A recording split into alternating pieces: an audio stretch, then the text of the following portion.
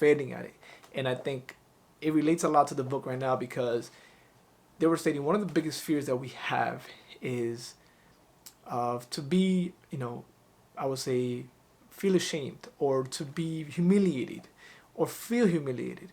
And it is so, I think, current nowadays because, especially with social media, all these things that put us out there and everybody kind of knows your.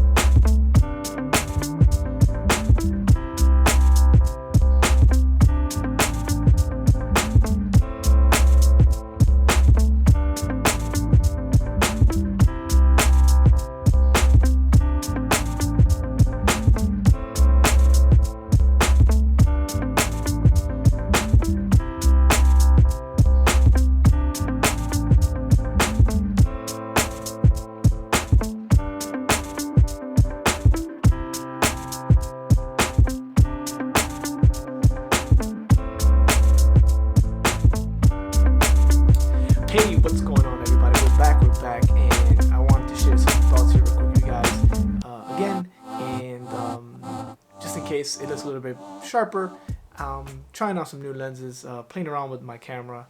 I'm always into techie stuff. This is something I recently learned about myself, so I hope you guys are enjoying it.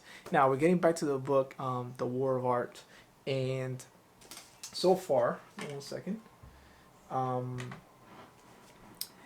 In the book itself, I wanted to share some thoughts with you guys real quick on what they were really talking about and how I can maybe help you guys or help myself as well keep moving forward, and how sometimes our fears are not really what we perceive them to be, right? And I'm a big advocate about this because I would have never started this channel. I would never started anything had I not really overcome my fears of being judged, of being looked like differently, of being looked as a failure. Because the biggest thing I think we are scared of is, starting something, disclosing it to everybody around us and not being successful at it or failing at it. And I think it relates a lot to the book right now because they were stating one of the biggest fears that we have is to be, I would say, feel ashamed or to be humiliated or feel humiliated. And it is so, I think, current nowadays because, especially with social media, all these things that put us out there and everybody kind of knows your whereabouts or what are you doing, what are you keeping up with. It really puts into perspective the narrative that everybody know what you're doing, and if you're doing something that you are not really good at, or you're starting, or you're just kind of venturing, the rate of success might be great, but also the rate of failure is also up there as well. And as we have said it before on my channel, failure doesn't mean that you're not good at that. It just means that it's a redirection to something better, or maybe you're learning the tools or the steps to get better at that craft. And that's something I'm learning really hardcore because I'm failing a lot. And I think the persistence of keeping yourself with that mentality that you're doing what you want to do and you're gonna keep on doing it, it kind of changes a lot of things. And the fact that we get to share with each other our mentalities and mindsets, it's something I think we take for granted.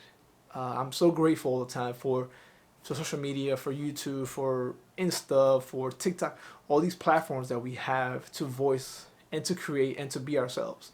And to an extent, sometimes we kind of restrict ourselves from being totally who we are because, again, we are afraid to be exposed or maybe to be made fun of, or, like I said, ashamed of our behavior. And I know for me, it's been a very big factor. Every day is a constant reminder of myself that you got to do what you got to do for yourself, and not really understanding why you're doing it because I can't really explain it. I don't think we can explain it to anybody, right? And it's just something that we know that it's for us. It brings us happiness, fulfillment, and a lot of those close to you might not understand it. So understanding that that's part of the process is the number one factor. And also, not being afraid to fail and also, you know, humiliate yourself. And I think in the book itself, he's talking about, and when you're creating art or you're creating any project, if you're an amateur or if you do something for the first time, you're gonna mess up. You're gonna have mistakes, right? And you're gonna probably be humiliated. And he states those that are professionals and keep moving forward are the ones that have been humiliated the most or have passed through shame or whatnot and have been hit with that, right?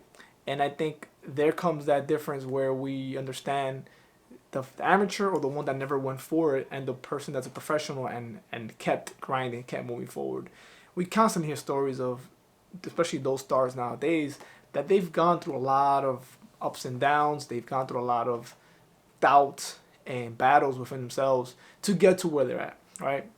We only see the shine and the glitter and the fame, but we don't see what it took to get there or what they still battle every day to maintain themselves at that professional level. So that being said, I think we need to be a little more flexible, be more learn. I would say be more flexible in the sense that be okay with failing, be okay with being shamed or being humiliated. Right?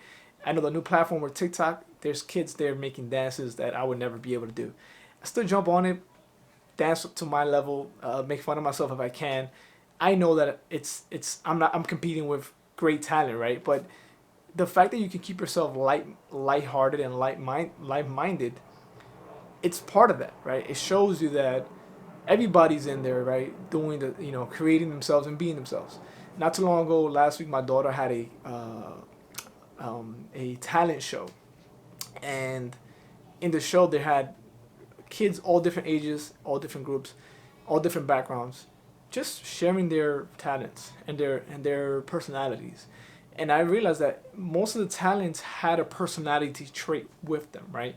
Most of them were just being themselves, and we call it a talent, but it's who they are. They couldn't have it any other way. There was this young kid playing the piano. Like, where do we know? Where does he get those, I would say, muscle memory to play the piano, right? Something that he has, this talent, and he was such a great piano player at such a young age. And I was left in awe because oftentimes we think that you know talent is has to be built, which it is, but sometimes a lot of us have talents already within us that we haven't accessed. And the reason for me starting this channel is because I want to access that and I want to really understand myself better, but at the same time be able to motivate and inspire, and at the same time also maybe give you guys some ideas that you might you know might wake you up, might say, oh wow, I never forgot about this. I forgot about me liking to do this. I forgot my love for art, my love for photography, my love for anything. And I know for me, as on the journey so far, I discover myself every day, and definitely I am failing a lot. And the more I do fail, the more comfortable I become with it. So I think the fact that you can be humiliated or understand and accept that, it's only going to make you stronger. It's only going to make you better. You're going to come back with better strategies, better talent, better, I would say, skills. So if you take away anything today, and this is a Tuesday, cloudy afternoon here in New York City, is being okay with looking, I would say, funny, right? Being humiliated, being okay with being humiliated, not in the sense that somebody else humiliating you, but looking funny. People are gonna laugh at you. Laugh by yourself. Being okay with that element, and I think that's the hardest thing. Our conscious mind, we're so self-conscious. I know myself. Even when I go to the gym, I'm self-conscious how I look when I'm working out or when I'm doing something that people are around me I know are next to me and or might be looking or might catch their eye, right? If I do something stupid or something not stupid, but something out of the norm, like dance next to them, and I'm at the gym, right? Until I'll break a move, while I'm working out, I'm listening to my TikToks because it's the beats, right? And before I probably would have never done that because I felt so self-conscious. I don't want to look like a weirdo or a person that has maybe no type of, I would say, those times, no type of thinking. But now as I get older, I feel that I respect those that just act on what they truly want to do.